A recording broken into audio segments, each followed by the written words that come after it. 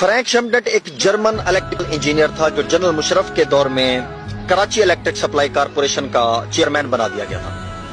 بجلی چوری روکنے کے لیے اس کو ٹاسک دیا گیا کہ دیکھا جائے کہ کون کون بجلی چوری میں ملوث ہے۔ 6 مہینے تک کراچی اور اس کے مضافات میں سروے کرنے کے بعد ایک رپورٹ وفاقی حکومت کے پاس بھجوائی گئی کہ 50% حکومتی ادارے خود بجلی چوری میں ملوث ہیں اور 40% صنعت کار یعنی انڈسٹریل والے چوری کر رہے ہیں اور 10% کچی آبادیاں اور غریب طبقہ بجلی چوری میں ملوث ہے، اور حکومت چاہتی ہے کہ پکڑ دھکڑ کی ابتدا غریب اور کچی آبادیوں والوں سے شروع کی جائے۔ تو فرینک نے کہا کہ یہ تو ظلم ہے کہ 90% بڑے چوروں کو چھوڑ کر 10% غریب اور بنیادی سہولتوں سے محروم عوام کے خلاف کارروائی کی جائے، کم از کم میں یہ آپریشن نہیں کر سکتا۔ فرینک نے کہا کہ اگر 90% بجلی چوروں سے ریکوری کی جائے تو 10% غریب لوگوں کو آپ ویسے بھی بجلی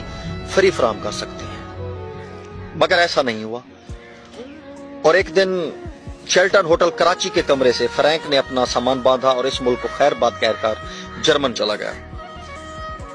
اور جاتے جاتے کہا گیا کہ اس ملک میں ظلم حکومتی ادارے اور صنعت کار کرتے ہیں اور رگڑا غریب کو دیا جاتا ہے۔